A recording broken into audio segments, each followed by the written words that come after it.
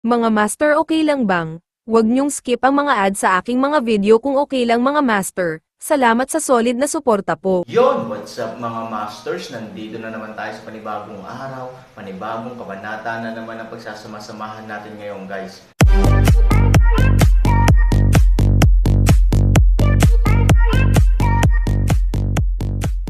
Bali mga masters, kung bago ka pa lang po sa aking YouTube channel, please click the subscribe button, lalong-lalo na po yung notification bell guys, para maging connected pa rin tayo sa isa't isa at maging updated kayo sa mga susunod ko pang video.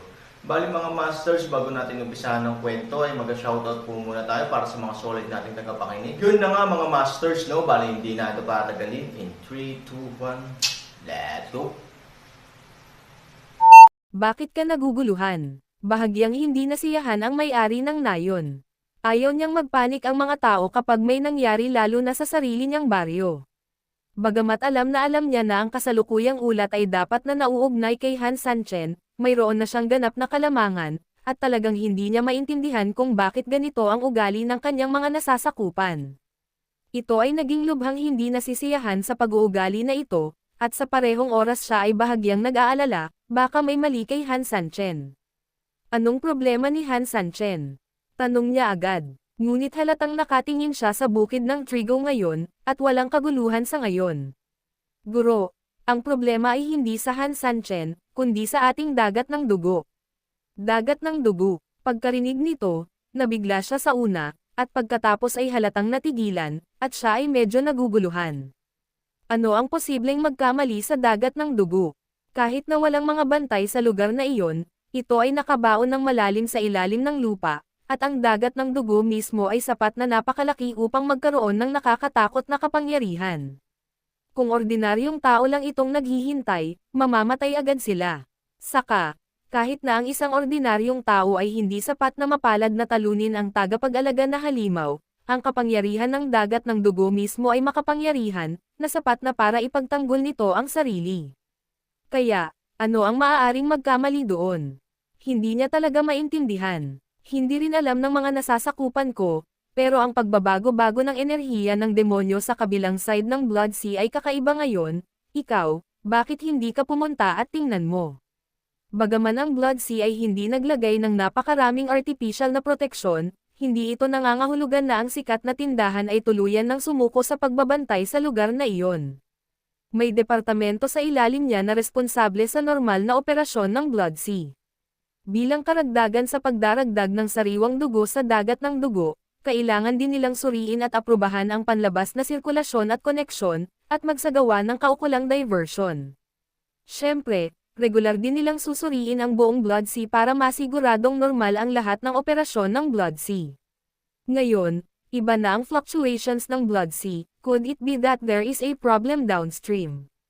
Ito ba ang kaso? Siyempre, nang ilunsad ng Yetian City ang pag-atake, hindi direktang winasak ng Han Sanchen ang Blood Sea, ngunit direktang piniling paputukin ito. Kahit na ang pagsabog ay nagdulot ng malaking pagbabago, dahil ang Yetian City ay malayo pa rito, sa oras na ito ay umabot dito, ang mga pagbabago sa dagat ng dugo ay hindi malaki. Gayunpaman, masusubaybayan pa rin nila ito.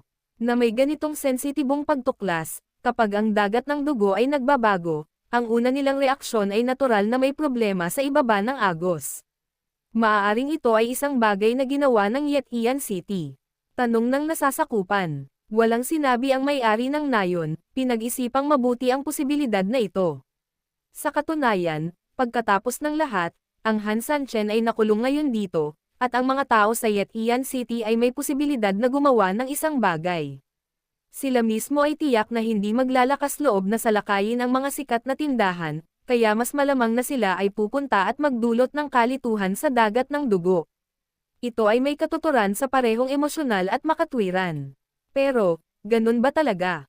Dapat mong malaman na kapag nagkamali ka sa paghuhusga, ang mga kahihinatnan ay maaaring maging lubhang seryoso. Pagkatapos ng lahat, kung gumawa ka ng isang estratehikong pagkakamali, ang kaaway ay hindi lamang magkakaroon ng isang tiyak na madiskarteng kalamangan, ngunit ang susi din ay na makaligtaan ka ng maraming oras, na maaaring magpapahintulot sa kaaway na gumawa ng inisyatiba. Huwag kang magmadali sa isang conclusion, ang may-ari ng nayon ay nag-alinlangan sandali, at pagkatapos ay biglang sumimangot, hayaan ang mga tao na magpatuloy sa pagsisiyasat, ito ay pinakamahusay na malaman ang pinagmulan ng mga pagbabago bago ng dagat ng dugo. Hindi na kailangang suriin. Sa sandaling ito, pumasok ang isa pang lalaking nakaitim, halatang mas advanced ang damit niya kaysa sa katulong, makikita mula sa puntong ito lamang na bagaman kapwa sila ay nasasakupan ng mga sikat na tindahan, sila ay ibang-iba, malinaw naman, ang agwat ng trabaho sa pagitan ng dalawa ay dapat na napakalaki. Nandito ka, tumingin ang may-ari ng nayon sa lalaki at mahinahong sumagot. Nakilala ni Long Wo ang may-ari ng nayon, sabi ng lalaking nakaitim. Bahagyang sumimangot ang may-ari ng nayon, ang gawain mo ay pangasiwaan ang buong dagat ng dugo, nang walang mga espesyal na pangyayari, hindi ka aalis sa iyong pwesto nang walang pahintulot, sa makatuwid, kahit na kailangan mong pumunta ng personal, tila sa likod ng mga pagbabago, may isang bagay na malaki ang nangyayari. Sariling pangunahing dagat dahil, sa ibaba o sa itaas ng agos, maliban kung may nangyaring kakilakilabot, kung hindi, ang mga pagbabago sa dagat ng dugo ay hindi maaaring umabot sa punto ng pag-agos. Boom! Boom! Isang malaking bilang ng mga sikat na tindera ang nagtungo sa isang pinto sa ilalim ng lupa, at ang pinto sa ilalim ng lupa ay dahan-daang bumukas sa gitna ng isang malakas na ingay. Long Wo nakamasid sa isang malaking bilang ng mga tropa na dumaraan sa kanya at patuloy na hinihimok sila. Espesyal na sugo, ang 2,000 ordinaryong gwardya sa nayon ay nagmarcha na patungo sa dagat ng dugo. Ang iba pang 2,000 tao ay naghihintay sa underground gate. Long Wo nodded with satisfaction, very good, dinala ba ng team leader sa loob ang communication stone? Kuya, dala ko na. Hilingin sa kanila na makipag-ugnayan sa amin sa lahat ng oras at iulat kaagad ang anumang mga emerhensya, tandaan, ang tinatawag kong emergency ay tumutukoy sa bawat maliit na detalye. Ang gusto ko ay huwag bitawan ang anuman. Oo, ang mga nasasakupan ay umatras, at mataimtim na tiningnan ni Long Wo ang malaking bilang ng mga gwardya na pumapasok mula sa pintuan sa ilalim ng lupa. Alam niyang walang bagay tungkol sa Han Sanchen ang dapat maliitin, ngunit alam niya na ito na ang pinakamataas na pamantayan. May kabuuang 4,000 gwardya, bagamat ang mga gwardya na ito ay may pananagutan sa pang-araw-araw na seguridad ng sikat na tindahan, ayon sa panloob na mga alituntunin ng sikat na tindahan, maaari lamang silang ituring na pinakakaraniwang mga katutubo na sundalo.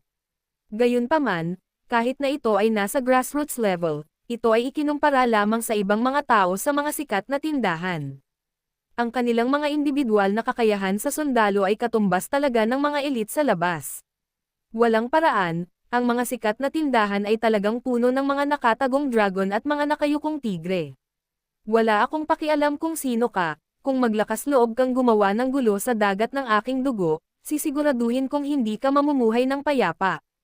Long Wo finished his words in a cold voice, and the next second, tumalikod siya at pumasok sa maliit na kwarto sa tabi niya. Halos sabay-sabay na ilang tao ang tahimik na huminto sa isang tahimik na lugar sa labas ng sikat na tindahan. Ang 2 babae ang mga pinuno, at ang babae sa harapan ay nakakaakit sa bansa at lungsod, bukod sa kanya, Lura Oxen, sino pa ang maaaring naruroon? Prinsesa, matagal na si Han Sanchen sa sikat na tindahan, may aksidente ba? Nag-aalalang tanong ni Chimeng, kailangan pa ba nating patayin ang apoy? Maaaring iligtas ang apoy, ngunit hindi ito kailangang iligtas sa lahat ng pagkakataon, kung mangyari man ito sa bawat oras, hindi ba mawawalan ng saysay ang ating plano?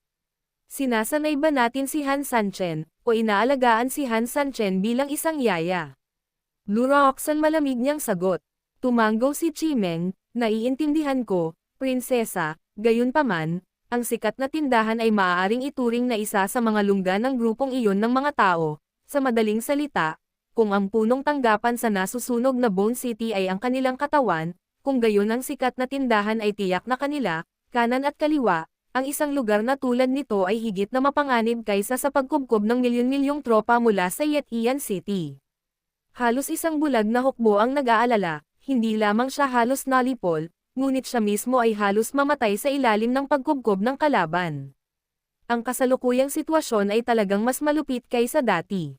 Dahil ito ay isang pagkubkob din, ngunit ang Han Sanchen ay mayroon pa ring base ng Yetian na lungsod kung saan siya ay malayang makagalaw, at mayroon din siyang grupo ng mga nasasakupan na makakatulong sa kanya na lumaban.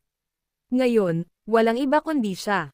Ang Suying siya ay mabibilang pa rin, ngunit sa karamihan ay maaari lamang itong bilangin sa kalahati. Ngunit ang kapaligiran ay ganap na naiiba, pagkatapos ng lahat, ito ang lahat ng kanilang teritoryo, at maaaring gumawa sila ng iba't ibang mga espesyal na depensa upang maprotektahan ang Vilya. May isip na papasok si Han Sanchen. Bahagyang napasimangot si Lura Oxen, hindi niya naiintindihan ang sitwasyon, kaya hindi siya nag-alala sa kalagayan ni Han Sanchen, gayunpaman, alam din niya na hindi niya maiwasang kumilos sa Ye Tiancheng, kung gagawin niya ito muli sa pagkakataong ito. Hindi banggitin ang pagbuo ng catamaran ni Han Sanchen, ang pangunahing punto ay kahit gaano sila kaingat sa oras na ito, kung nais nilang iligtas si Han Sanchen, dapat nilang salakayin ang Vilya. Kapag nasa loob na ng Kilo Vilya, ibig sabihin gusto nilang itago ang sarili nila, halos imposible. Sa ngayon, hindi pa panahon para ma-expose tayo, let alone the time for we to confront them head-on, naiintindihan mo ba? Sabi ni Lura Oxen. Walang sinabi si Chimeng at tahimik na tumingin kay Lura Oxen, naghihintay ng susunod niyang sasabihin. Han Sanchen ay ang espada sa aking kamay, ito ay maaaring gumawa sa akin sa paglusob sa langit at sa lupa, kung gaano kalaki ang aking hinaharap ay nakasalalay sa kung gaano katalas ang Han Sanchen. Gayunpaman, ang kapangyarihan na aking nilinang sa loob ng maraming taon ay ang baluti sa aking katawan, kung ang espada ay nawala, ang baluti ay maaari pa ring magligtas ng aking buhay, kung ang espada ay nawala at ang baluti, alam mo ba ang ibig sabihin nito? Sabi ni Lura Oxen. Ito ay nangangahulugan na ang aking mga dekada ng pagsusumikap ay ganap na walang kabuluhan. Tumanggo si Chimeng, pero prinsesa, may tanong, naisip mo na ba? Anong problema? Sa panahon ngayon, ang umuusbong na puwersa ng angkan ng demonyo ay patuloy na lumalago, bagaman ang lakas na pinaghirapan mong pamahalaan ay sapat na, ngunit, tulad ng pagpaplano mong mag-invest sa ilalim ng lumang puwersa, ito, malamang na malaki ang pagbabago nito sa mga susunod na taon. Ang ibig kong sabihin ay mawawala sa atin ang espada Han Sanchen ayon sa nagbabagong anyo. Nag-aalala ako na kung patuloy itong mabubuo sa kasalukuyang anyo nito, maaaring hindi ma-block ng armor sa katawan mo ang bagong puwersa ng angkan ng demonyo, espada. Kailangan mo ang matalas na espada ni Han Sanchen para maputol ang espada ng kalaban. Nanlamig ang mukha ni Lura Oxen. Chimeng, matapang ka, tinatanong mo ba ako ngayon? Bakit kailangan mong pag-usapan ang ginagawa ko, binibini? Pagharap sa mahigpit na pagtatanong ni Lura Oxen, si Chimeng ay natakot at nagmamadaling lumuhad at sinabing mapilit, I don't dare, please punish me. Binaliktad ni Lura Oxen ang kanyang kamay, at isang stream ng totoong enerhiya ang namuo sa kanyang kamay, at babarilan na sana niya si Chimeng palayo, gayunpaman, nang siya ay nasa himpapawid, siya ay tumigil, at pagkatapos ay hinilayo niya ang kanyang kamay ng may depresyon. Bagamat suwail ka, I must admit na hindi lahat kayo ay walang kwenta. Inalis ni Lura Oxen ang kanyang mukha, nakatingin sa sikat na tindahan o iba pa.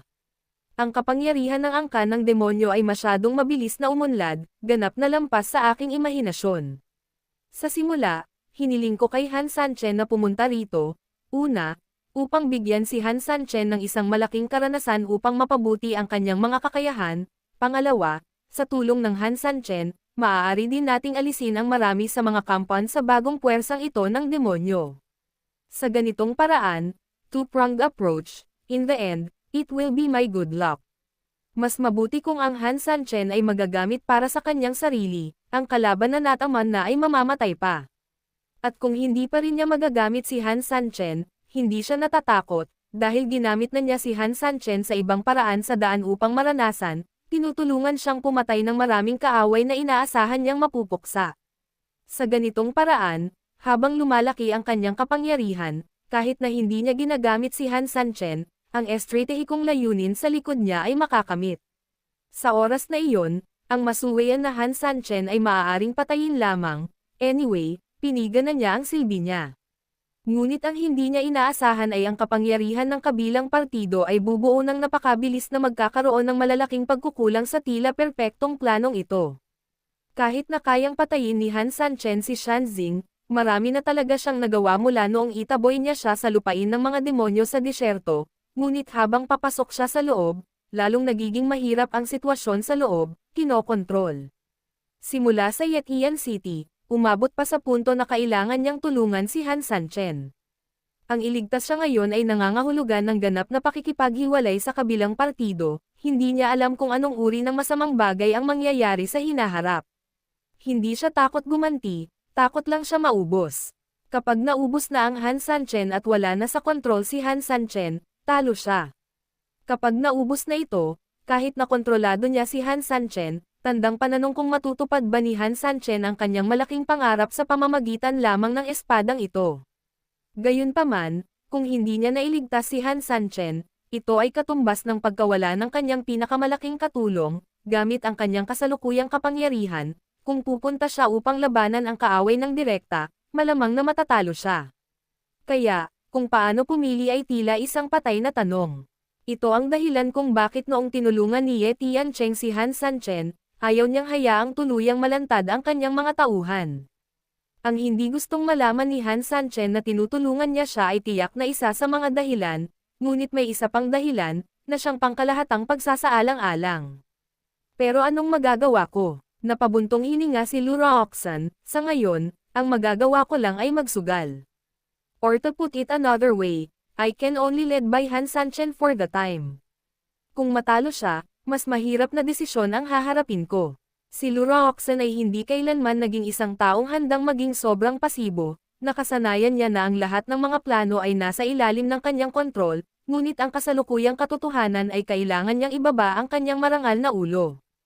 Chimeng, may magandang opinyon ka ba? Tumingin si Lu Roxan kay Chimeng. Naniniwala siya na dapat may nasa isip si Chimeng kung maglakas loob itong magsalita ng ganito. Yun na nga mga masters, no? Bali panibagong kabanata na naman yung natapos natin ngayong gabi. Muli, maraming salamat po talaga sa walang sawang suporta po sa aking YouTube channel na talagang inaabangan nyo po ang bawat upload ko po. Bali mga masters, magkita-kita ulit po tayo bukas ng gabi at ngayon po ay magpapaalam po muna tayo. Bali mga masters, bye-bye!